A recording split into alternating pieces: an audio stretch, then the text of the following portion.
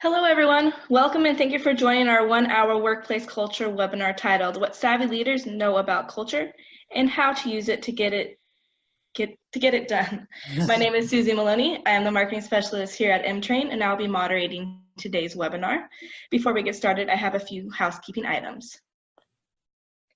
The few housekeeping items I have to share today are that you need to be logged in using your unique link from the confirmation email you received, and you need to stay online for the full 60 minutes to earn credits, and course codes will be delivered you to the email address you registered with after the webinar is completed. Questions for our speaker will be handled during the last 5 to 10 minutes of the presentations. If you have any questions about accreditation or sound quality, just go ahead and send me a quick chat and I will be able to help you with that. Now I will hand off the presentation to our CEO, Janine Yancey. Okay, thank you, Susie, and welcome everyone. Totally appreciate everyone tuning into this webinar today. As Susie said, I'm Janine Yancey, and I'm the CEO of M-Train. For those of you not familiar with us, M-Train provides online education, guidance, and analytics on important workplace issues such as culture, ethics, bias, and respect, and others. And our mission is to help create healthier organizations. Totally excited to have Steve Cadigan join us today. And Steve, for those of you who don't know Steve focuses on helping fast-growing organizations and their leaders create really powerful, healthy cultures.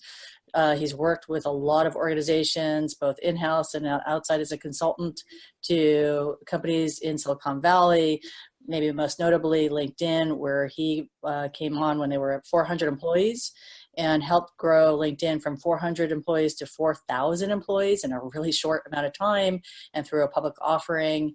And LinkedIn is really, part of the reason why it's such a high performing business is it has an amazing culture due, at least in some part, to Steve's help. So Steve, thank you so much for joining us today. Totally appreciate it. Great to be here, Janine. Really excited about this topic.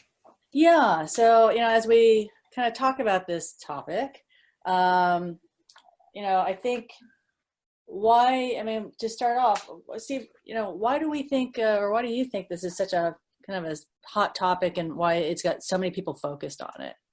Well, Janine, I think there's several reasons, and gosh, we're seeing a lot of stories in the news right now around what happens when culture hasn't gone the way people intended. But I think the primary driver today really is just, probably the hot competition for talent. And this is a global phenomenon. I coach and visit organizations around the world, and everyone is struggling with trying to find people. And what they're finding is that the only way to really sustainably compete for the best people around the world is to have a culture and an environment where people can thrive and do great work. And so I think that's probably, this global competition, particularly for knowledge workers, is really driving a lot of attention on culture, but also, living in this increasingly transparent world where it almost feels like in your organization, like you're in a fishbowl, and every decision you make, a memo you send out, has ripple effects, not just in your organization, but around the world. And people can see and measure and comment on, how you're making decisions and what the nature of your values and culture really are. And so it used to be that, when we talked about culture and values, that this was really just bound by the walls of an organization and was an internal element.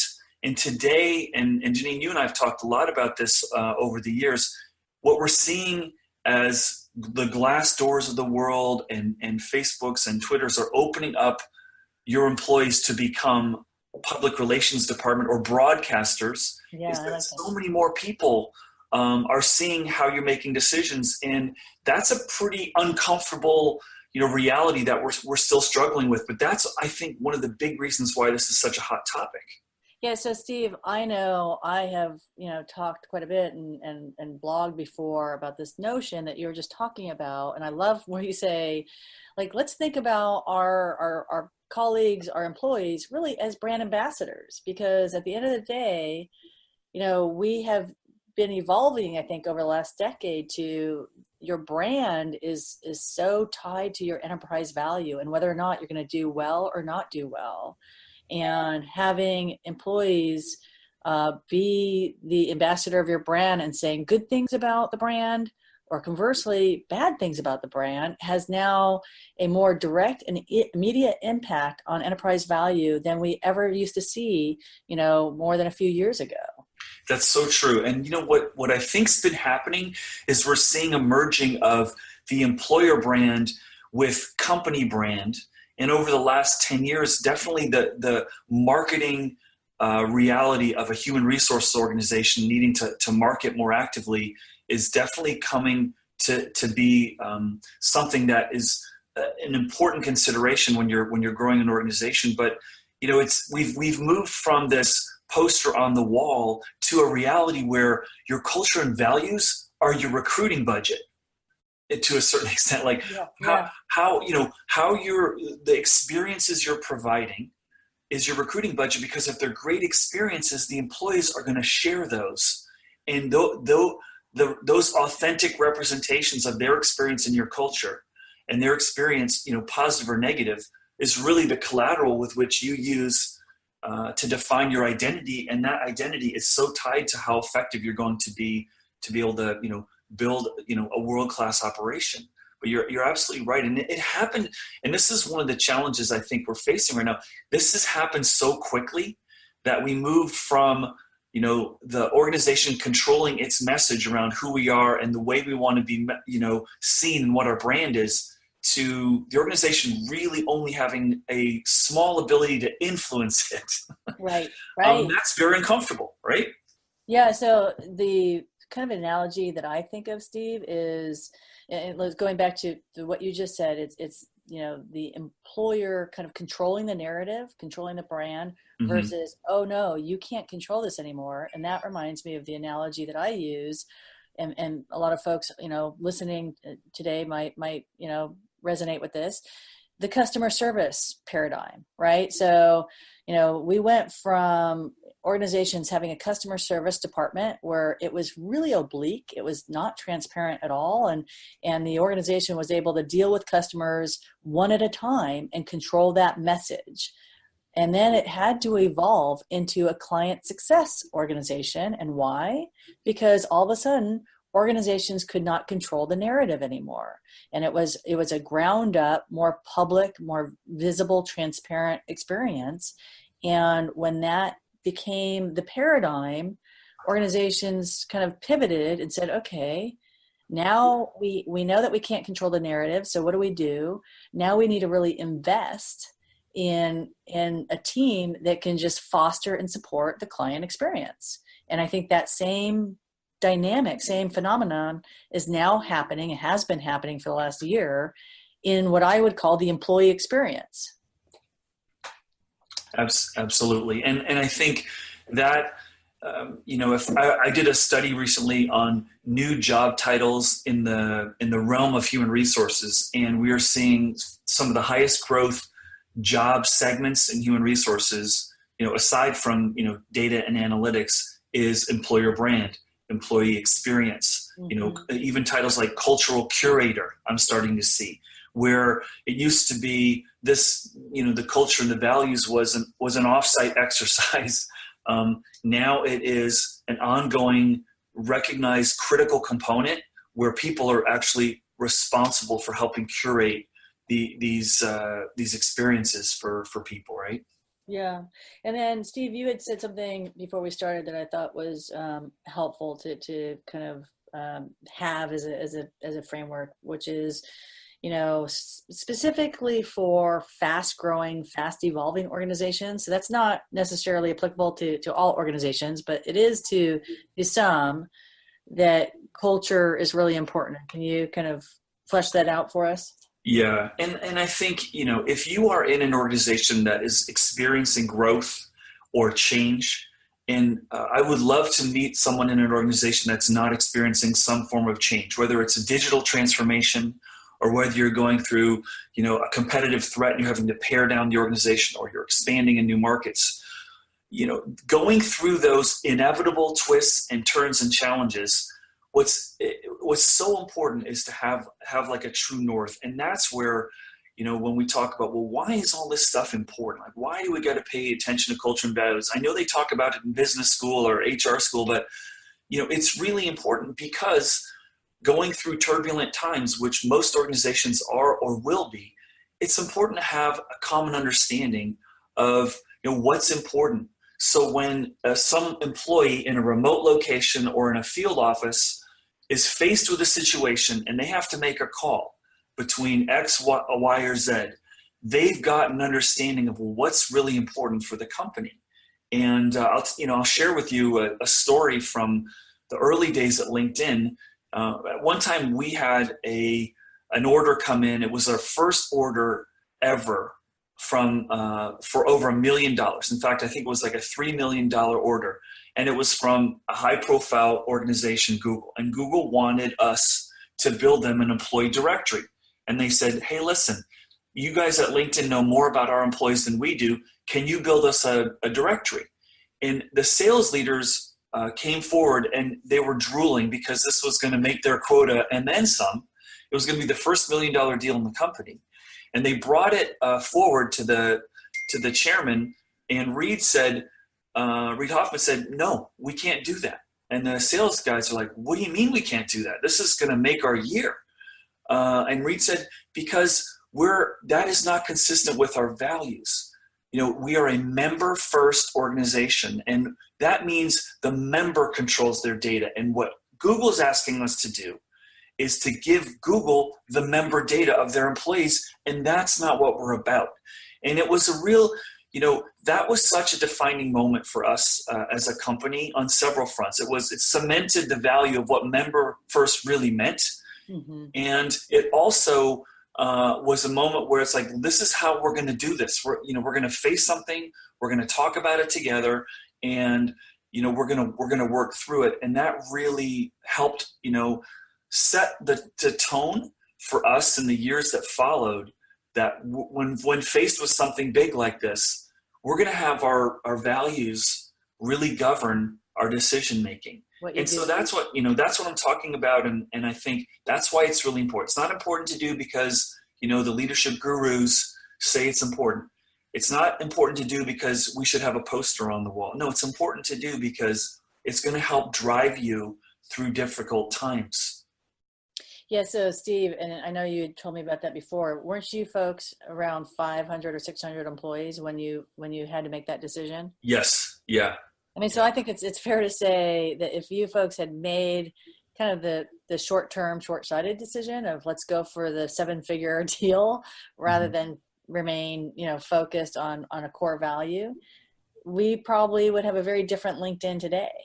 Right. It'd be a different type of a platform, very different type of a service, which shows you just kind of the very direct and big consequences that can, stem from whether or not you have a strong culture and whether or not people are focused on following the core values. Mm-hmm. Absolutely, Janine. Absolutely. So I think, I think we've kind of fleshed out the importance of it. Let's just quickly, define. Because I think part of what we're talking about here is being really precise with language. So in the effort of being precise, let's define what we mean by culture. And then Steve, if you can kind of explain how you view values vis-a-vis culture, like how they interact. Okay. So first, I think I'm going to give the audience some suggestions on how to think about this. If you were at a place where you really haven't flushed these out, or you're going through a refresh or something, I find that a lot of executives, even CEOs, and yes, even the CEO of LinkedIn back in the early days, when you bring up that word culture, I feel like a wall comes up sometimes, or I feel like you've got an internal rolling of the eyes or rolling of the stomach. And so I think, if you're trying to say, well, what really is culture and what really is values, a place to start is to ask a really simple question. Why does anyone want to work here is a great question to ask, or what does it mean to be an employee here? And what does it take, or what do we expect success? What do we think success look like? If you ask those questions, why does anyone want to work here? That really starts the culture conversation, because you will inevitably back into, well, who's the right person for us, or what's the right profile? And now you're starting to flush it out. And there is no right answer here when it comes to culture. And this is why I think a lot of people find it a little bit tricky and a little bit sticky. Like, there is no ultimate culture, because no organization has the same people in the same countries at the same age, with the same education and the same family value. I mean, it's so different. And so there is no right one. The right one is a culture that you all feel produces the best possible output for your organization. So, I mean, that's where it comes from. It doesn't need to be 10 things. It doesn't need to be 20 things. It could be one. At LinkedIn, we had some values written down, and we had a definition of our culture. But when it really came down to it, there were really two words, and that was career transformation. And I think those still hold true for the organization today. But, asking those questions, why would anyone want to work here? It's a great place to start. What kind of company do we want to be? Yes, so Steve, I'll just jump in because this might be another helpful example. So at M-Train, we're focused on creating healthier organizations. And for us, we're passionate because we think compliance is not just compliance. We think that this all stems from people issues, and all of us are fascinated with kind of understanding people and understanding how people work and how we're all wired. And so our number one, first and primary core value is we are always learning, because we want to foster the culture within our organization, and ideally with our clients and partners, that, we're all becoming better selves. We're evolving as people, evolving as in our understanding of how we're wired. And Janine, you just said something really, really powerful, and I'm going to, underscore it, and I'm going to share an example of something similar that I saw both at Cisco and at LinkedIn. You took what was important about your business, which is education and learning, and you made that part of what's important in our values in our company. A lot of times, what I've found when I go to organizations around the world is, it's almost my inner sarcasm. I almost can't control. And I'll say, hey, do you have a bunch of core values?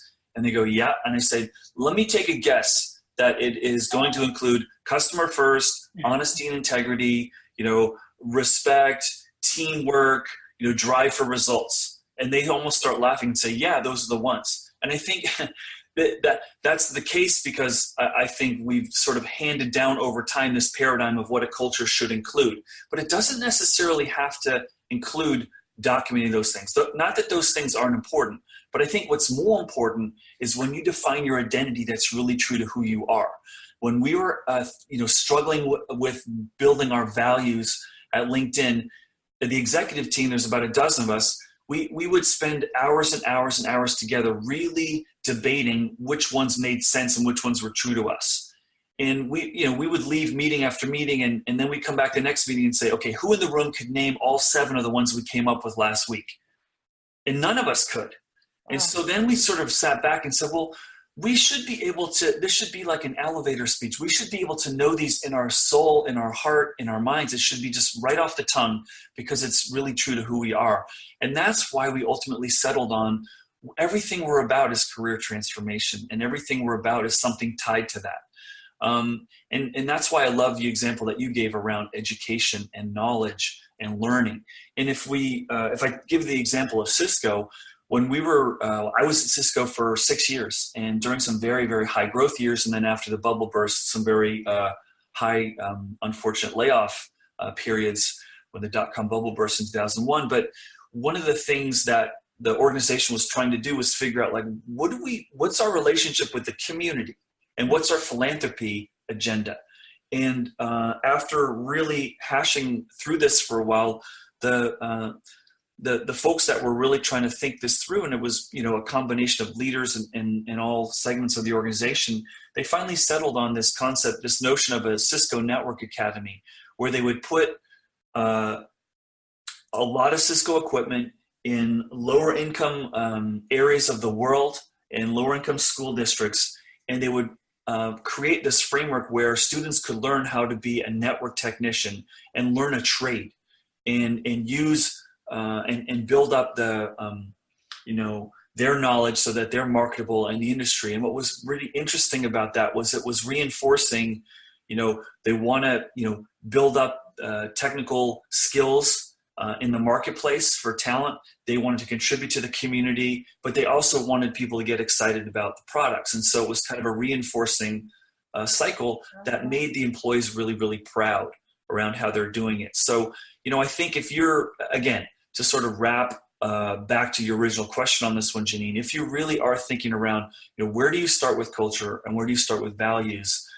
Thinking through what's really true, like who are you as a company? Like what business are you in? And start from there. Don't start with, customer first, honesty, integrity. Right. That stuff's easy. Start with the harder stuff. Like who are you really, Yeah, so I would just say that when the M-Train team did this, it was, and it sounds so simple now that it's done, but it's not simple when you start it. But it's really the process of coming up with the values that is where the real power and the real juice is. So as an organization, as a team, going through, and it's more than just a simple meeting. It's over, I'm sure for you it was over a period of time. For us it was a period of time, and it's really kind of getting down to the core of what is it that you're trying to do, and how is it you're trying to do it. So right. With the values and understanding them, and it can't be a siloed kind of effort. It's got to be integrated into like the leadership of the business. And then the culture, basically stems from how you're going to live your values and how you're going to interact with each other. That's right. And I really do think, this is an iterative process. Yeah. You're going to start somewhere and you're going to come up with a draft, right? And then you're going to put that draft to the test. And so I'll give you another example of an organization I was working with in Canada, PMC Sierra, and we were trying to think through, updating our culture. And one of the values that we had was open and honest. Like we really want this to be a place where, you're not holding back. And so what had been happening after that value had been announced and published to the organization is there was a few high profile screening matches.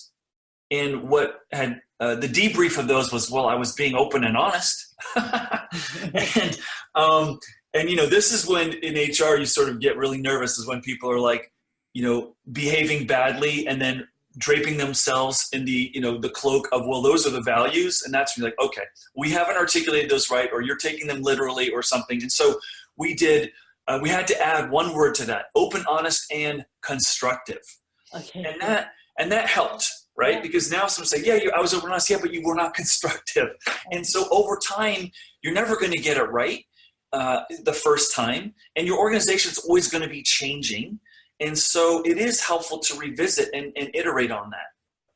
Super. So let's move on. And Susie, we've got a few polling questions, and just to try to, in short order, put these out just to help facilitate the conversation. But obviously, Steve and I have no shortage of things to say on this matter. All right, I'll go ahead and launch the first polling question if you would like. Yes. All right. The first polling question: how confident are you that your employees can recite your core values? Confident, somewhat confident, or not confident? We'll leave this up for just a few moments.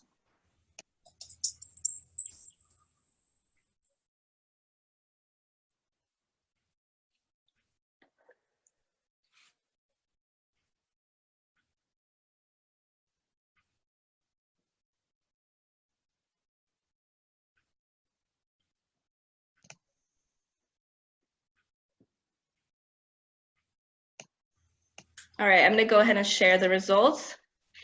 We had 43% say not confident, 41% somewhat confident, and 16% confident. Well, that's really interesting, and I don't think I'm surprised. Janine, are you surprised by that? No, and I guess what I would say is I think it's so easy, Steve, for folks to think, especially HR and talent leaders thinking, well, maybe not talent leaders, but certainly HR and in-house counsel folks thinking, well, this is just an exercise. And, are we just doing this for the sake of, people should be able to recite the core values? And that's not it. It's what I said about it's the process of understanding what the core values are. So the fact that people in the organization can't recite the core values, I think is reflective of a bigger, more intrinsic problem, if that makes sense. Yeah, I guess the two words I think about are missed opportunity, Yeah. and clearly, we're offering this webinar, and I would expect that people are attending it because it's not playing out the way that they think it could play out. So I think we've got the right audience here. And people have self-selected in, but I think there could be so many reasons why that's the case. It could be what you said, which is, gosh, maybe we haven't really invested a lot of time into it. Maybe the leaders are not messaging it, or maybe it's not embedded as deeply into the DNA of the daily reality of people, or maybe we just haven't made it a priority for this to be important for people. And this comes into the arena where I think a lot of organizations miss the opportunity, which is this is not just a tick the box because the leadership gurus say to do it. I mean, this is back to what you and I were saying earlier, which is, man, if you get this right, if you really get this right, it doesn't require as much leadership oversight. You get through conflict a little bit easier. And that's the sell. And again, that's why sometimes I try to use different words when I'm backing into this. It's like, do you want to win? Yes. Do you agree that if we all have a shared understanding of what winning really looks like and how to work together, that's going to help? Yes. Okay. Well, let's spend some time reinforcing. And I don't think you can do it. I don't think you can do it too much, Right, I agree. Let's we've got a couple more polling questions, and I know we have a lot of questions, so I want to leave enough time at the end, Steve, so that we can answer folks' questions. Great. So Susie, All right. do the next. Second polling question. Does your organization socialize your values and culture beyond what's in your code document or code training? Yes or no? And if so, how? Onboarding, all hands meetings, leadership communications, or fireside chats? This will be up for just a few moments.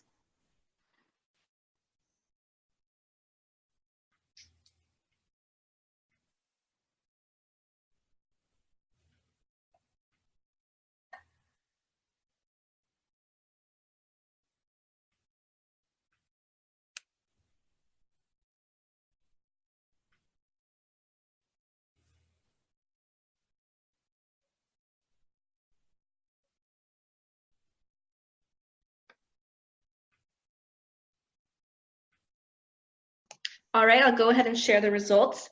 We had 86% say yes, and another 14% say no. And of those who said yes, 48% said onboarding, 31% leadership communications, 17% all hands meetings, and 4% fireside chats. Great, interesting. Okay. Yeah, and so it's interesting that maybe what we're talking about here is if we are socializing them beyond just the code of conduct and in onboarding and in leadership communications, it would suggest that if it's not sticking in most of these most organizations, that we need to find other ways, right, of reinforcing them. That's what the results say to me, Steve. It's like, okay, so we've in the first question we've got 43% of folks said that they're not confident people could recite the core values, and yet 86% of the people say, hey, we're doing stuff beyond just like the basics. Mm-hmm. So that means that there's a leaky funnel somewhere. Something's not quite sticking. Right. Interesting. All right. So then let's thank you, Susie. Let's talk about that. Let's talk about ways we can integrate the values into the culture so that it does stick. Yeah. When I think about values and I think about trying to get it to stick, similar to what I mentioned earlier, you gotta know your audience. You gotta have a sense of what delivery mechanisms are going to be most sticky. But I'm a big believer in the sort of tipping point Malcolm Gladwell approach when it comes to these things, which is 100 things are what's needed to really drive change. And so if I'm talking about wanting this to live, I want to be embedding values and culture into performance reviews, into brown bags, into offsites, into the fabric of discussion. I want to be talking about it. I want to be reinforcing in front of the organization at all hands meetings where, not just people who are living it, but where we had some decisions that we took that in retrospect, they weren't as consistent. And I think that's when people start listening, is when there's some mea culpas and there's some opportunities that, leaders can say, what, we didn't do that here, and we learned, and we're going to, take that and inform, a more focused, adherence to our values going forward. But there's so many things. I mean, if it's just onboarding, it doesn't work. One of the ideas that we toyed around with at LinkedIn, we never, I don't think, pulled it off in the time I was there, which was instead of telling your employees what the values are during orientation, send them on an amazing race over the course of a week and say, you're going to need to go around and come back in a week and tell us what you think the values are. Based on what you see, what you observe, what you hear. And that's a great way, for people through their own experiences to really articulate, well, it may say something in some document, but what is it really, Right.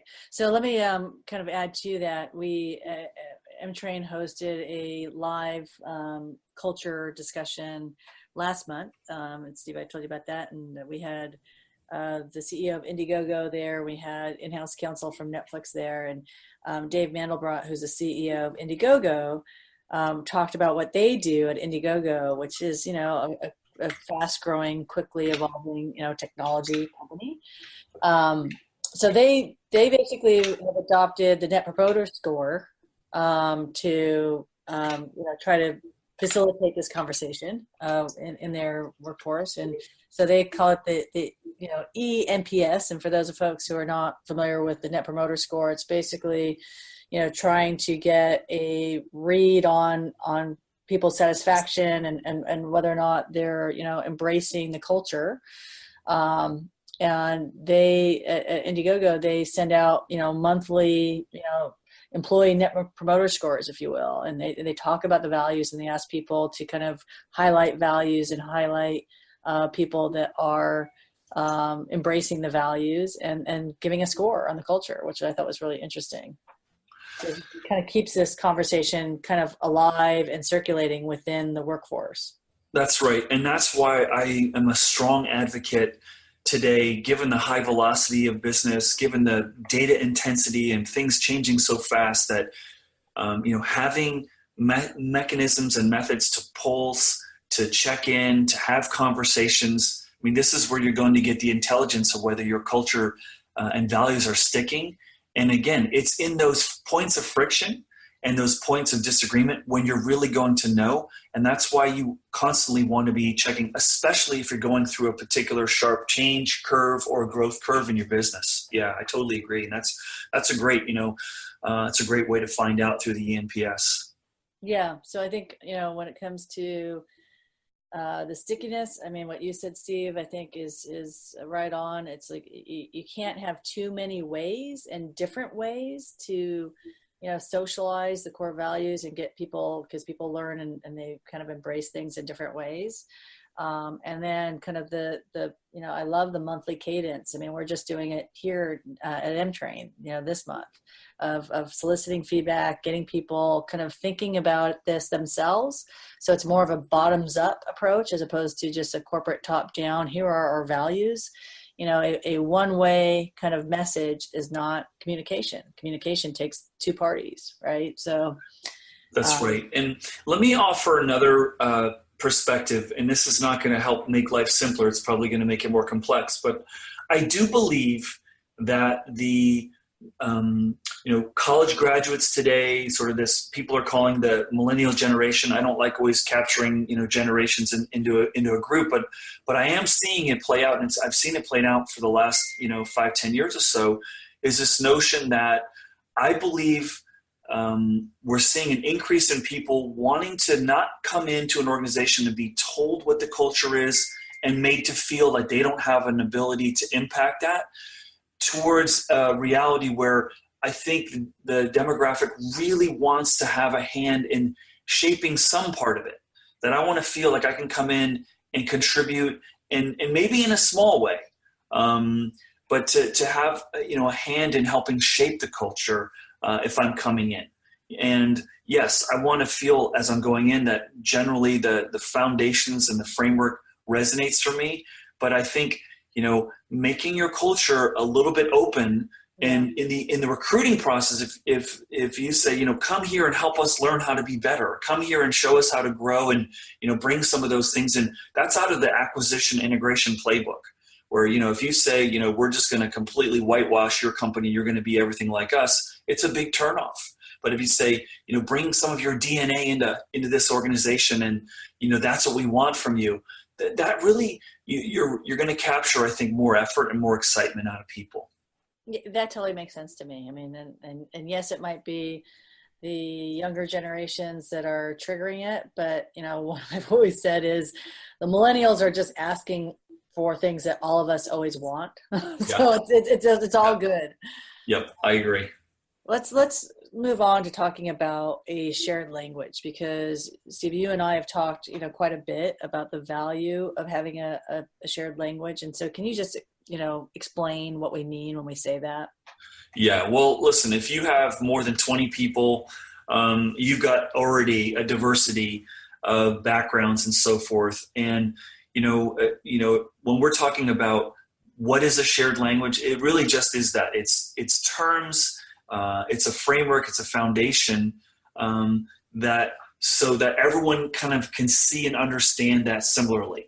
It's ironic that when we're talking about culture, that most people, if you get 100 people in a room, are going to have a different perception of what they really mean. So that's why if you're talking about it and you're expressing it, like, this is what we mean by customer first, or this is what we mean by career transformation, that when you hit a point of difference of opinion, that you can have a reasonable high degree of confidence that people in the organization are going to have the same understanding of what that means. And it's kind of human nature to be imprecise with language, and one person's understanding of a word could be vastly different than another's, particularly as you start getting into other countries where words mean different things. But most employee conflicts really stem from communication. And if I think back to the hours I have spent as a human resource leader, sitting with two people and saying to them, well, I heard something different. You said this, but I heard something different than you heard over here. Can we replay what that meant? It's going to happen. It's inevitable. And that's why having a shared understanding, not only of what the language is, but what's important, right, between two things, like the sales example that I gave earlier around, sales versus value of the member, right? Yeah, so Steve, let me just jump in real quickly, because I think this is interesting. So Patty Perez, who's our VP of Workplace Strategy, she's conducted over 1,000 investigations to all these different various workplaces. And she has said consistently that, most often, like more than 90% of the time, the facts are not disputed. So she's called in, not anymore, but, prior to coming to M-Training, she'd be called in as, the high-powered, neutral investigator, some of the biggest conflicts in the organization with big employer brands. And I think it was striking to hear her say, actually, the facts were often not in dispute. It was not a he said, she said. It was, they all said, yes, this was said. It was the different perceptions of what that meant. And which goes to, your comment about people, we're all human and we're not very precise with our language. And it's so easy to have a misunderstanding based on how people perceive, a certain word or comment. That's right. And having that shared understanding happens over time. Just because you write down your values does not mean they are shared. And that's why through those inevitable, challenges or disputes or, challenging conversations over time, you're going to start to flesh out what those really mean. And you may find out, what? We need to change how we're articulating that. We may need to change the definition of, of what this means. I've had many situations that you're referring to, Janine, where, you get the folks together, and after you really unpack it, there really isn't that big of a dispute, but things escalated pretty quickly. And probably the most common one that I've faced is someone brings an issue to me, and they're really frustrated and really upset and ask me to intervene. And most of the places I've worked, we've really espoused ownership and people, building their credibility by learning to work through issues directly. And I would always ask these people, do you think by me going to the person you're frustrated with, is that going to ultimately diffuse it the best? And what is going to happen the next time there's an issue, if I'm going to intervene on your behalf rather than try to help you address it with that person? It's through, you were using the customer service example earlier, Janine, and I think it serves really well to reinforce it here. The best relationships companies have with customers is when there's a problem that was resolved. I find the same. If you think about who the best friends are in your world, who the closest colleagues are, they're not necessarily the ones you never had an issue with. They're the ones that you did and you got through something and you bonded with that.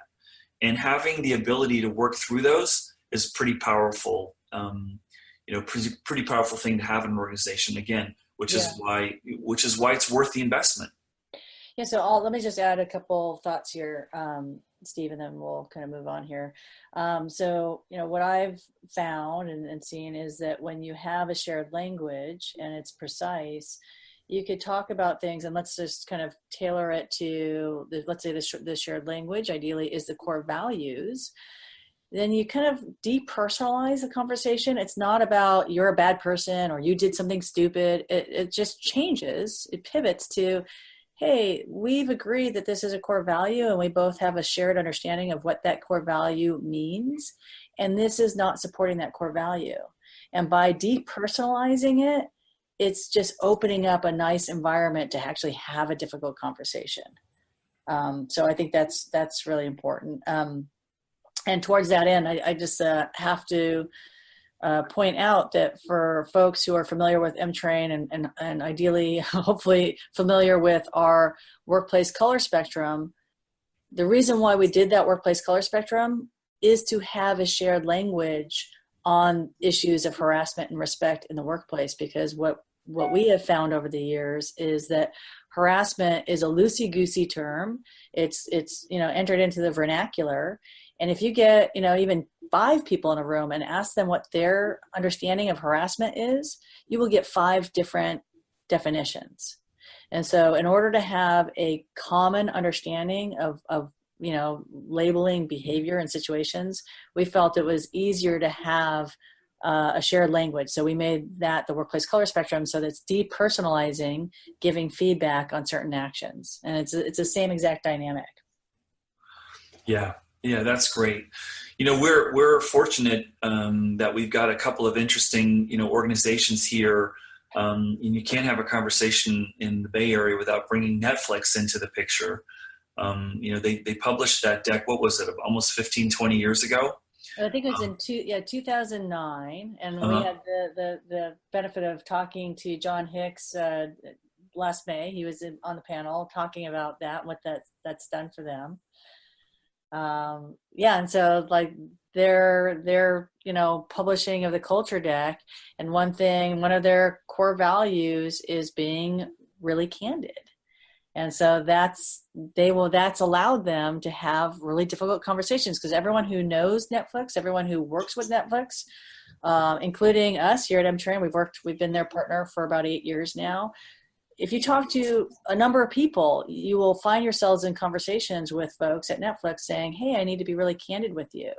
and you know that to expect that, and that it makes those difficult conversations okay, because that's just a core value for them. Right. Similarly, Dave Mandelbrot at Indiegogo they have a similar value, which is being authentic. And he said, similar to the Netflix culture, that has enabled their whole workforce to have difficult conversations. They say to each other, hey, I need to be really authentic with you. And that's kind of your cue to sit down, because you're going to have, some critical feedback, but it's going to be productive and you're going to want to hear it. Yeah. And I think what's one of the things I've observed about Netflix, which I really respect, is because they've been so forward with this is who we are, that, people can self-select, say, you know what, that's not me. I don't think I want to go there. And that just creates a really great filter, if you will, for people to sort of say, well, what's really important to them? Yeah, I'm not sure I want to be in that, or I really want to be in that, which is another helpful, element as you're building your organization. If you're pretty clear on who you are and how things work, that's going to help you with the selection process. Who doesn't want to, do everything that they can to have people come in who are really going to thrive and just groove on who you are as an organization, right? Yeah, no, so that makes sense, Steve. So again, that's your core value, and the culture being kind of your true north, allowing people to understand this is what this organization is all about, and it either works for me and I am either aligned with it, or maybe it's not a great fit. And you're seeing that ideally the recruitment phase and the onboarding and through your life cycle. Yep, absolutely. So let's in the next few minutes, and then we'll save several minutes here for questions. But let's talk about how we use our culture and our core values to steer us in difficult decisions. And Steve, you already mentioned the kind of sounds like a pretty pivotal decision that you and your team had at LinkedIn when you guys were less than 1,000 employees. And I mean, at that stage, it could have had LinkedIn become a very, very different organization. But let's kind of go through some of the ideas. And I put Roseanne's image up there because, ABC just had a similar kind of defining moment. That's right. I mean, they're staring at, I don't know how many millions. I heard something like 25 million viewers had gone in or, reset this incredible series that they loved years ago. And that was going to be a ton of revenue. And they said no. Similarly, Netflix has had a number of people in the, Hollywood community that they have, it's been, published that they've not been behaving in a way that's consistent with what Netflix thinks is important. They just canceled a bunch of series. And, at the high level, I was watching television the other day, and there were 3 organizations back to back that were running commercials, falling on their sword, saying that they realized they lost their way with culture. There was a Wells Fargo commercial, there was an Uber commercial, and then there was a Facebook commercial. And I thought, wow, I don't ever remember a time in history where I saw in the span of an hour 3 commercials from major organizations talking about culture and asking for forgiveness. And that's back to the very first point we made, Janine, around the transparency and how you make decisions defines who you are, and you can't make them in a vacuum anymore because the whole world's going to see them. Not to say that you should have made you shouldn't have made good decisions when the world wasn't as transparent, but now it's even more visible and even more important to really be thoughtful around how you do that. And all these organizations, Volkswagen's another one. They're not, I didn't see them running commercials, but you had a situation where there were very high expectations for sales numbers. And one of the things they were struggling with was passing their smog emissions test and their miles per gallon. And they found a way that when the vehicle was on a smog emissions test, that they could show a higher miles per gallon than was truly the case when it was on the road. And so, there's a situation where, again, the lure of some other financial target similar to Wells Fargo when these fake accounts were being created, was overriding the core value of being honest or customer first. And they lost their way, you know, and it's, unfortunately, we've got a few big stories in the news around that of late. Yeah. You know, so as you're talking, Steve, I was thinking about it, and this is, I think, helpful for everyone listening. You can think about it as you've got different segments within an organization, and you've got your short-term thinkers that need to make things happen. They need to keep the lights on. They need to keep moving forward. But those folks really need to be influenced and guided by your long-term thinkers. And I would venture to say everyone on the call today are long-term thinkers. They're the culture keepers. You know, and obviously culture keepers it's an embrace, it's a shared responsibility, but you know, there has to be a few folks that are specifically tasked with, hey, you are in charge of fostering a great culture. And that segment has to be the long-term play. And it has to be a nice balance, because all of the, you know, kind of decisions that are contradictory to values, they're short-term, they're decisions that are triggered by short-term realities. And unfortunately, they have long-term implications. And so it has to be a nice balancing act. Right. You know, you could argue at a really, really high level that the values of the United States of America are embedded in the Constitution. And here we are, you know, several hundred years after those have been drafted. And a lot of people are challenging some of those. Like, what does the Second Amendment really mean, and so forth. And I mean, we're seeing this. I mean, that's a values and culture discussion at the highest level. To a certain extent, which is really interesting to watch. Yeah, and just maybe one comment on that, and then we're going to turn it over to questions so we have enough time. You had said earlier when we started, Steve, that you know, the idea of a strong culture, strong values, is that it's kind of your true north in times of turbulence.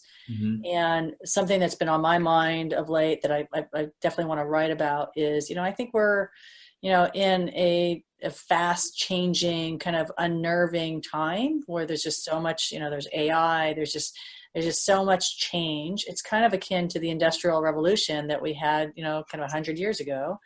And because of that, we really need as a society to have, you know, strong culture, strong values, because these are the times when we're going to make short-term decisions that have some long-term implications. But I'll get off my soapbox. I'll stop being a Pollyanna, and let's open it up to questions. Susie? All right. If anyone has any questions left, please go ahead and send them in. Right now, we'll cover the ones I have. What role do you see trust playing in culture growth? And what are the strategies to implement trust? All right. You want me to take that one, Janine? Yes, please. Joel, thanks for asking that question. You know, I really feel, and I'm glad you brought up this notion of trust, because I feel we're going through as a society right now what I call an authenticity deficit disorder, where, you know, this notion of fake news, this notion of, you know, the story of what's really the truth is really being called into question. And I think an organization that offers a safe environment full of trust and honesty and integrity is going to have a massive advantage. I mean, if that's part of your culture. And yes, I mean, sometimes people don't say, you know, when they're hammering out their culture, like, should we say, you know, things like humor is important to us? And then, you know, some people say, well, that's lame that we have to say there's humor. Or should we say there's trust in there? Because of course there should be trust in there. Why should we even have to articulate it, right? And so, but I do think that's really, for people to do their best work, I truly believe trust needs to be absolutely at the core, and it needs to be an important element. And when there is dishonesty or when there's a lack of trust, I think people see it faster today than ever before. It's integral. And, you know, in terms of implementing trust, gosh, the best ways to do that are admit when you're wrong, admit when you've made mistakes, and, you know, recognize and reward the people who are honest about things that are really, really difficult. You know, calling out that, hey, we did something on a deal that we probably shouldn't have done, or a customer's asking something that's really not fair, and we're going to have to say no and turn down a lot of dollars. But that's, to do that would be, betraying a trust in a relationship. And so, Janine, maybe you've got some other ideas around, what organizations can do, to implement strategies around trust. Yeah, I mean, I think you've said a lot of things that I was thinking, Steve. I mean, it's the way we think about it is, being authentic, being transparent, and, admitting when you're wrong, and then doing what you say you're going to do. And over time, I mean, I think you've said this before earlier on, Steve. I mean, this is an ongoing kind of paradigm or ongoing dynamic, and trust doesn't happen overnight. I mean, it's you're putting deposits into somebody's trust bank account, right? So to the extent that as a leadership team or as an organization, you say, we're going to do this, and then you're transparent, showing, okay, we are working towards doing this, and things come up and people understand if you miss deadlines or if you miss goals, it just explains, just say, hey, we missed it, but this is still a priority. And then, ultimately do what you say you're going to do. And over time that will build trust. And lastly, there's some organizational structure things you can do. I mean, you're showing trust in someone if you're promoting them before they maybe have checked all the boxes. You're showing trust in someone by putting them in a position to make a decision without having to get, 7 layers of approval.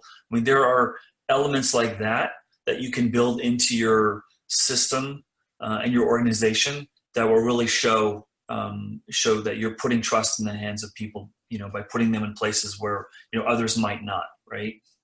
Super. Susie, other questions? Yes, we can cover one more question really quick. How do you deal with getting these ideas past executives who see this as something that won't make money? Steve, I think that's for you. Yeah, Amy, the $1 million question. Yeah, I call them doubters, and we've all faced doubters. I'm going to tell you a story, my favorite story from my LinkedIn days. When I started at LinkedIn, Jeff Weiner it was the first time he'd ever been a CEO in his life. And the very first day I wanted to talk to him about culture, and he rolled his eyes. He goes, let me tell you, when I was at Yahoo, I was like so disappointed because the executives, we talked about culture and then the executives did something different. And I think sometimes executives are put off around culture because they've been in places where culture was warped or twisted or not used for the intended reasons, a culture should be used. And they felt like really disappointed or let down. And so that's why, I mentioned earlier in the webinar, if you don't use the words culture, if you've got someone who thinks culture, they don't like that word, use other questions. Like, what kind of place do we want to be? And if we really, become that place, do you agree that we're going to be able to realize our objectives? Anyway, over time, probably over 1.5 years, and we just couldn't hire people. We had to really look closely at what things that we could do that were going to help us become a place where people wanted to work. And they were all related to our culture. And I remember walking around the campus with Jeff about 1.5 years after his roll the eyes, I don't want anything to do with culture.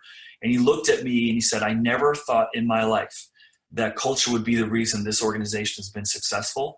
And that was sort of like a, goosebump, life happy moment for me professionally. And that was really around, the necessity to solve a business problem. We had a big one. We couldn't recruit fast enough, even though we were LinkedIn. And when we're able to see that becoming a place where, we're going to offer the best career anyone ever had, that was the promise that we were going to help transform careers. Jeff got all behind it. And now he is he is probably the loudest spokesperson that I know in the CEO seat who gets it. But he started as a doubter. So I'm telling you, it's possible, but, frame it from a, don't use the words that may be a turnoff sometime. And Janine, maybe you've got some final thoughts on that. Yeah, I mean, I think that your comment of frame it in business terms. I mean, I think that the LinkedIn, case study is beautiful. I mean, you're telling, folks that your CEO was a doubter, and I think all of us have heard about, have read about, maybe have personal friends. The LinkedIn culture is like admired right now. I mean, it has been. I mean, you guys have built, you folks have built an amazing culture that people know about. I mean, our chief product officer came from LinkedIn, and I've heard from him. Like, it's a wonderful culture. So to answer this person's question, I mean, you can take an executive that's not feeling strongly about it, maybe doubting it, and turn that person's, thoughts around and go on to have, I mean, ultimately to build an amazing culture, you have to have the executive buy-in on it. So make it a business kind of problem to solve. Right.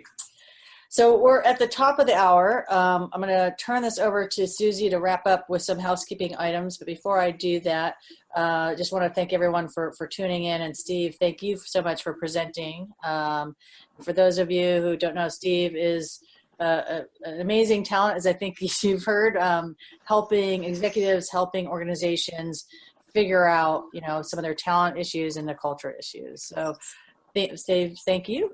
Thank you. And Susie, we'll turn it over to you to wrap it up. Awesome. Thank you so much for joining us, Steve, and great presentation, Steve and Janine. I hope everyone else enjoyed today's webinar. M-Train is a leading culture tech company providing education, expert guidance, and analytics to help build healthier, more productive workplaces. And Steve Cadigan is one of our course experts. If you would like to learn more about him, go to mtrain.com. And on our homepage, you will see a link to our course experts section.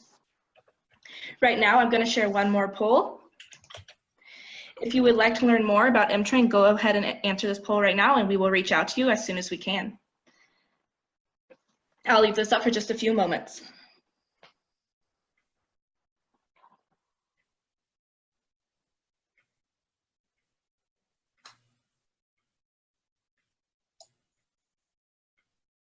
While the poll runs, I wanted to let everyone know who stayed online for this webinar. This webinar has been approved by the HRCI, SHRM, and California MCLE for credit.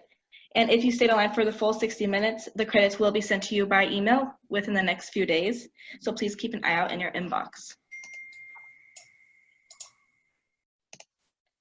All right, thank you everyone for joining us today. The next slide will have our contact information on it. If you're interested in learning more about M-Train, please email us at info@mtrain.com. And we would love to hear from you, and we would respond quickly. Thank you so much for joining us, and we hope you enjoyed today's webinar. All right, thank you everyone. Have a good day.